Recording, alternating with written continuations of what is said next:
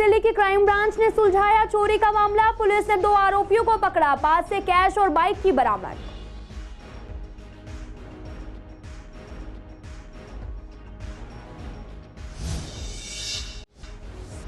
Kalyanpuri police के हाथ नहीं लगे अभी हत्यारे, आरोपियों की पकड़ने के लिए कर रही जांच। पुराने साले की चापड़ मारकर की थी हत्या।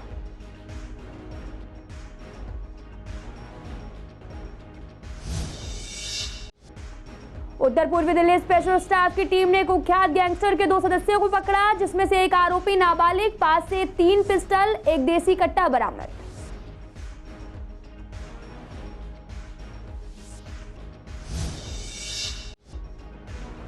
डीटीसी की बसों में आग लगने पर पूर्वी दिल्ली की जनता ने केजरीवाल सरकार को ठहराया जिम्मेदार। कहा, सरकार नहीं करती ठीक से काम, विभाग में होता है घपला।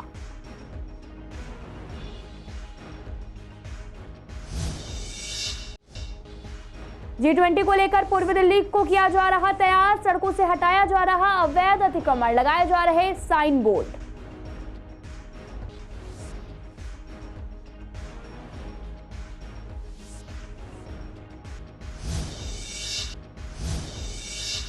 नमस्कार, मैं आपके साथ अंकिता बाल। आप सभी का पूर्वी दिल्ली खास में एक बार फिर से स्वागत है। रुक करते हैं खबरों की तरफ। पूर्वी दिल्ली की क्राइम ब्रांच ने सराय रोहिला में एक रॉबरी हुई थी, जिसको पूर्वी दिल्ली की क्राइम ब्रांच ने सुलझा लिया है। आपको बता दें कि क्राइम ब्रांच के इंस्पेक्टर के शर्मा के नेतृत्व में एक टीम का गठन हुआ, जिसमें टीम ने 2 आरोपियों को गिरफ्तार किया। जब आरोपी से पूछताछ शुरू हुई तो उन्होंने खुलासा किया कि सराय रोहिला थाने के अंतर्गत सदर बाजार में एक व्यक्ति जूते चप्पल की दुकान चलाता है, जिसमें उसकी मोटी कमाई हो रही थी। उसी के दोस्त लाला के साथ मिलकर पीड़ित नीरज को लूटने की साजिश रची, जिसके बाद 3 तारीख को लगभग 7 बजे उन्होंने लाला से कहा कि नीरज सदर बाजार स्थित उनकी दुकान से बैग लेकर निकल रहा है, अब समय आ गया है कि उसे लूटा जाए।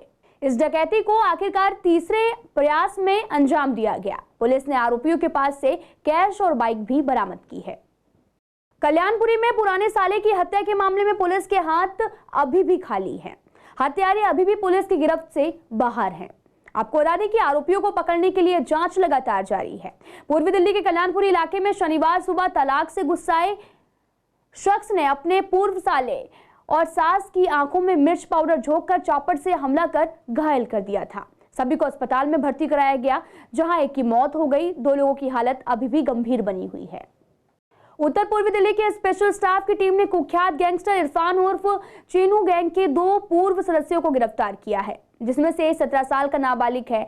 इनके पास से 3 पिस्टल, एक देसी कट्टा, 35 कारतूस और एक चोरी की मोटरसाइकिल बरामद की है। नाबालिग ने इसी साल जनवरी के महीने में साजिश के चलते जाफराबाद में एक युवक पर गोली मारी थी। वहीं शाहबाज पर भी 8 और आबिद पर 17 मुकदमे दर्ज हैं। इसको पकड़ने गए तो हमारे हाथ खजाना लगा, तो हमारे हाथ एक्चुअली 3 लड़के लगे। कल शाम को वेलकम के इलाके में हमने ट्रैप लगाया था, वहाँ ही आए। तो तीनों के बारे में बताते हो। एक तो ये है, इसका नाम मैं आपको बता नहीं सकता। तो इससे एक जिगाना पिस्टल होती है, ये टर्किश मेड, बड़ी महंगी होती है, वो एक पिस्टल मिली है। 7.65 की 2 पिस्टल्स और मिली हैं। एक कट्टा भी इन्होंने रखा हुआ है, सिंगल शॉट वाला जो होता है, और 35 गोलियां मिली हैं। तो 3 लड़के हैं, तीनों के मैं बारे में थोड़ा सा बताता हूँ। एक तो ये लड़का हो गया, एक शाहबाज अली शब्बू बोलते हैं इसको, और एक आबिद अली सोनू है। अब इनके ऊपर भी बहुत सारी केसेस हैं, उनके बारे में आगे बताता हूँ।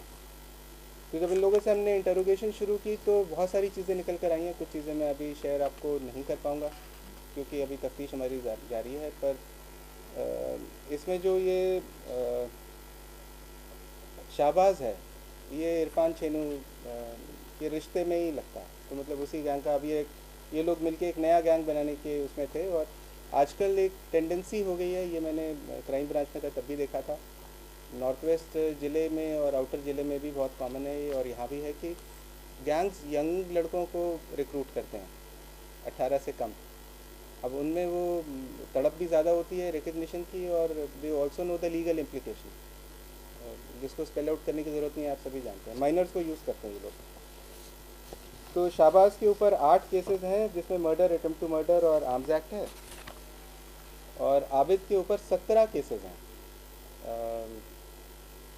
और जैसे मैंने आपको बताया, 3 सेमी ऑटोमेटिक पिस्टल, एक कट्टा, 25 कार्ट्रिजेस, सेमी ऑटोमेटिक के 10 कार्ट्रिजेज हैं कंट्री मेड के, और एक चोरी की मोटरसाइकिल पे लोग घूम रहे थे।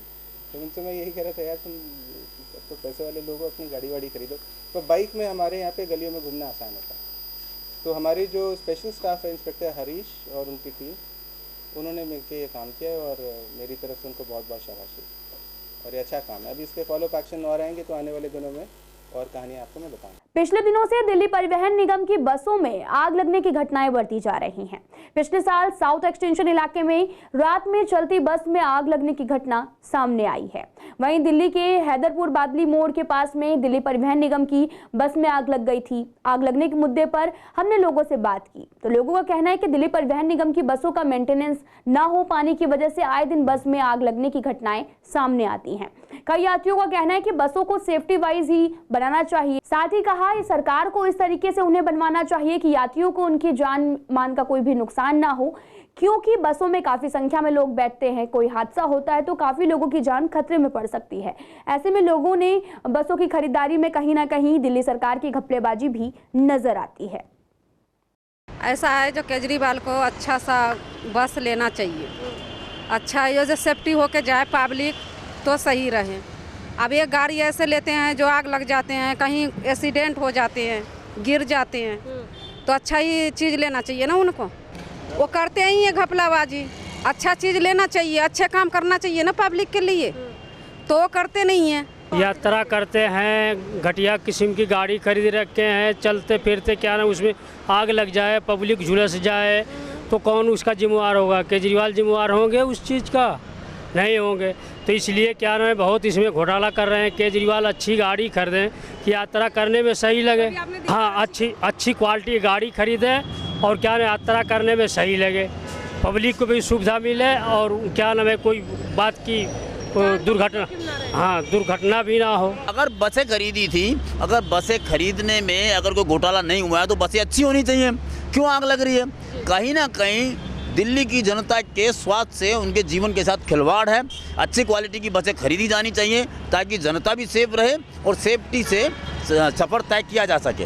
पूर्वी दिल्ली में जगह जगह अवैध निर्माण और अवैध कब्जे किए जा रहे हैं। हालांकि अवैध कब्जों को लेकर अभियान लगातार चलाया जाता है और कुछ ही घंटों के अंदर फिर से अवैध कब्जा हो जाता है। G20 को देखते हुए सड़कों को दुरुस्त किए जाने से लेकर सौंदर्यीकरण और ध्वस्तीकरण अभियान लगातार जारी है। आपको बता दें कि पुराने साइन बोर्ड को हटाकर नए साइनेज बोर्ड भी लगाए जा रहे हैं। वहीं जिन मार्गों से G20 देशों के डेलीगेट्स का आना जाना होगा उन्हें भी सही तरीके से किया जा रहा है, लेकिन देखना यह होगा कि आखिर ये अवैध कब्जा हटता भी है या नहीं। देखिए मैडम, अवैध निर्माण पर लगाम लगानी बहुत आवश्यक है।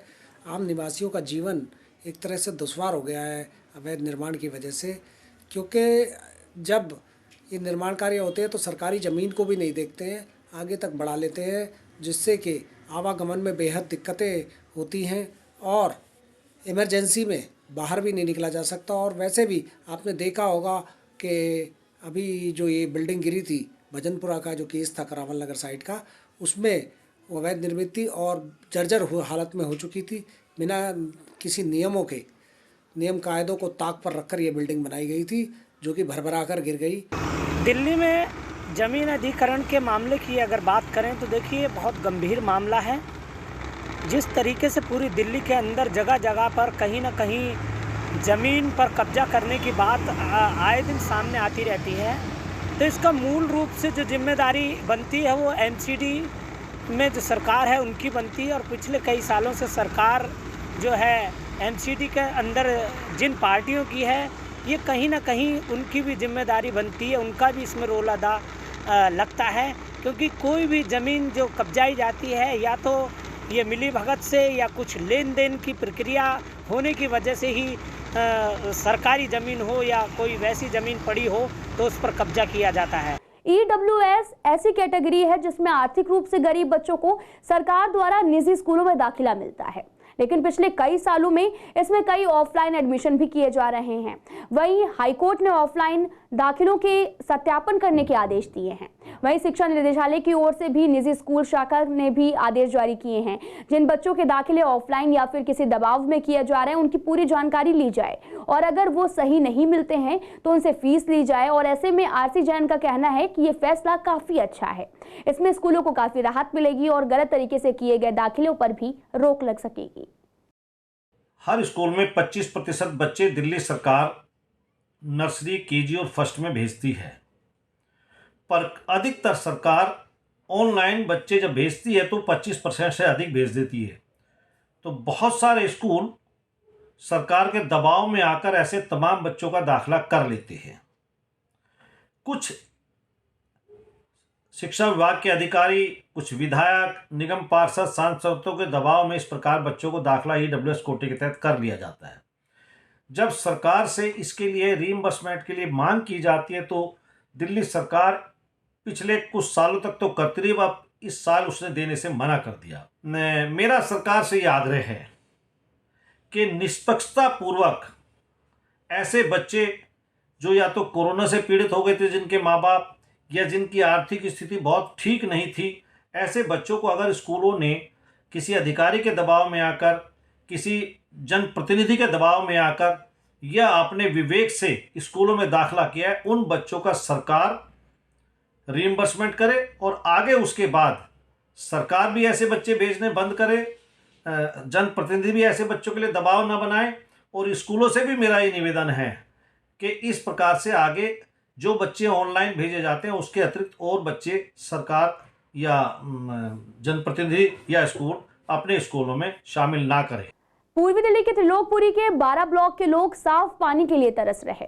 घरों में गंदा पानी आ रहा है। स्थानीय लोगों के मुताबिक पानी की समस्या लंबे समय से चलती आ रही है, जिसकी शिकायत कई बार स्थानीय विधायक रोहित मेहरोलिया से भी की गई है। लोगों का कहना है कि विधायक हमारी समस्या का संज्ञान नहीं लेते हैं और ना ही कभी हमारे ब्लॉक में आते हैं। लंबे समय से हम गंदे पानी पीने की समस्या से मजबूर हैं। यहाँ तक कि गंदे पानी के कारण कई बार लोग बीमार हो जाते हैं, जिसके बाद विधायक को भी हम लोगों पर तरस नहीं आता। तो वहीं लोगों का कहना है कि यहाँ पानी काले नाले की तरह आता है, जिससे काफ़ी गंदगी और स्मेल भी होती है। हम लोगों को मजबूरन पानी पीना पड़ता है और साथ ही आपको बता दें कि कामकाज में भी इस्तेमाल करते हैं, नहीं तो हमें 100 रुपए का 20 लीटर पानी बाजार से खरीदना पड़ता है, जो कि हम गरीब लोगों को पकड़ से बाहर है। स्थानीय लोगों ने मौजूदा विधायक रोहित मेहरोलिया से भी गुहार लगाई है कि जल्दी ही त्रिलोकपुरी के लोगों को साफ पानी मुहैया कराया जाए। कल्याणपुरी में चाकू से गोद कर युवक की हत्या करने के मामले में पुलिस के हाथ अभी भी खाली हैं। पुलिस आरोपियों को पकड़ने के लिए तलाशी अभियान चला रही है। अभी तक पुलिस के हाथ आरोपी नहीं लगे हैं। आपको बता दें कि कल्याणपुरी इलाके में दिन दहाड़े युवक की चाकू से गोद कर हत्या कर दी गई। परिजनों का दावा है कि करीब 14 बार चाकू से वार किए गए, जिसके मौके पर ही मौत हो गई। मैं सो रहा था, घर पे सो रहे थे, दादी झाड़ू लगा रही थी। दोनों मेरे फूफा आए पीछे से, मेरे पापा के गर्दन पे इधर चाकू, महेंद्र नाम है, यहाँ पे चाकू मारा और इधर चाकू मारा। जब मैं छुड़ाने के लिए गया ना तो मेरे सर पर डंडा मार के उसने आंखों में मिर्च वगैरह फेंक दी, तो मैं गिर गया। उसके बाद उसने यानी मम्मी ने बात करा और दादी पे भी सर पे। मेरे साड़ू है, उनकी हुई है। क्या नाम है उनका? नीरज नाम है उनका। दादी है वो घायल पड़ी हुई है और उसकी मम्मी की भी घायल पड़ी हुई है। उन दोनों जने की भी लगी काफ़ी चोट वोट। इसकी दादी को भी चाकू लगा। पूर्वी दिल्ली के कड़कड़ुमा के विकास मार्ग कैलाश दीपक हॉस्पिटल ने IPEX Bhawan, welfare society, lions club Delhi के साथ मिलकर हेल्थ कैंप लगाया है, जिसमें आकर लोगों ने फ्री में अपना शुगर, बीपी, ईसीजी का चेकअप कराया। लोगों ने कहा कि इस तरह के कैंप से लोगों को काफ़ी राहत मिलती है। इस तरह के कैंप लगते रहने चाहिए। और यहाँ पर लगभग 100-150 मरीज़ तो आ ही चुके हैं और भी ज़्यादा लोग आने की उम्मीद अभी कर रहे हैं। ये पूरा कैंप 100% निःशुल्क है। अगर फर्दर किसी को किसी प्रकार की तकलीफ निकलती है तो वो हमारे अस्पताल में आए। हमने उसके लिए डिस्काउंट्स लॉन्च करे हुए हैं। जो हमारे पास आएंगे उनको फर्दर हम डिस्काउंटेड रेट्स पे ट्रीटमेंट देंगे। कैलाश दीपक हॉस्पिटल के सहयोग से ये कैंप लगाया गया है। इसके अंदर सारी जो सुविधाएँ हैं, डाइटिशियन है, कार्डियोलॉजिस्ट है और भी विभिन्न बीमारियों के जो स्पेशलिस्ट डॉक्टर हैं यहाँ उपलब्ध हैं। ये समय समय पर कैंप लगाते हैं और अभी तक हमने 10 बजे कैंप शुरू किया था और अभी तक लगभग 140 के करीब मरीज इसका फ़ायदा उठा चुके हैं। और कैलाश दीपक के बहुत सीनियर डॉक्टर्स आज यहाँ पर उपलब्ध हैं, जिसमें ईसीजी, बीएमडी और ये सारे टेस्ट और जांच हो रही है।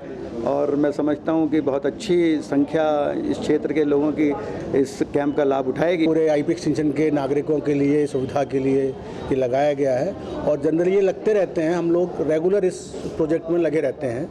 दिल्ली के उपराज्यपाल वीके सक्सेना ने उस्मानपुर से 3 सारा पिस्ता यमुना खादर में बने पार्कों का निरीक्षण किया, जिसमें कि उस पार्क में नई नई परियोजनाएं लाई जाएं और साथ ही अंतर्राष्ट्रीय वन दिवस 21 मार्च को वृक्षारोपण कर वातावरण के संतुलन पर काम किया जाए। एनजीटी का आदेश है कि यमुना किनारे अधिक से अधिक वृक्षारोपण कर यमुना को स्वच्छ बनाया जाए। एलजी ने चल रहे काम का जायजा लिया। बातचीत करते हुए वीके सक्सेना ने कहा कि संयुक्त राष्ट्र द्वारा घोषित अंतर्राष्ट्रीय वन दिवस 21 मार्च को यमुना के डूब क्षेत्र में बड़े पैमाने पर वृक्षारोपण अभियान शुरू किया जाएगा। साथ ही एलजी ने कहा कि यमुना नदी का धीरे धीरे कायाकल्प किया जाएगा, सदियों पहले की स्थिति में बहाल कर दिया जाएगा और हमारी अपील है कि हम जो इसे बहाल कर रहे हैं उसे बनाए रखें। नजफगढ़ नाले के 18 किलोमीटर की सफाई की जा चुकी है। लोग इसका भरपूर समर्थन कर रहे हैं और इसमें कचरा नहीं डाल रहे। धीरे धीरे बदलाव आएगा। यहाँ यमुना फ्लड प्लेन्स पे लगभग 1 लाख प्लांट्स को लगाने की योजना है, जो 21 मार्च को लगाए जाएंगे। आज उसी वजह से यहाँ पर आना हुआ और जैसा कि एनजीटी का ऑर्डर है कि यमुना फ्लड प्लेन्स पर ज़्यादा से ज़्यादा प्लांटेशन किया जाए, उसे ग्रीन बनाया जाए, जितनी भी गंदगी है उसे दूर किया जाए, उसी दिशा में सारे काम। मैं आपसे ये वादा करता हूँ कि अब कहीं पर भी कोई उपेक्षा नहीं होगी और ये एरिया बहुत ही बड़ा दिल्ली का एक हैपनिंग एरिया बनने जा रहा है। यहाँ पर कैफेटेरियाज होंगे, अच्छे टॉयलेट्स होंगे, पब्लिक के आने के लिए सारा सुविधाएं होंगी और जितना सुंदर वन यहाँ पर भी फॉरेस्ट डिपार्टमेंट ने डेवलप किया है और उससे भी सुंदर उसको बनाने की तैयारी है। फ्लावर बेड्स लगाए जा रहे हैं, यहाँ पर रिवराइन ग्रासेस लगेंगी, बैम्बू का प्लांटेशन होगा कि जिससे कि यहाँ की जो हवा है, दिल्ली को जो एक स्वच्छ हवा की जरूरत है, उसमें भी बहुत बड़ा बदलाव है। फिलहाल इस बुलेटिन में इतना ही। तमाम खबरों के लिए आप देखते रहिए CCN लाइव।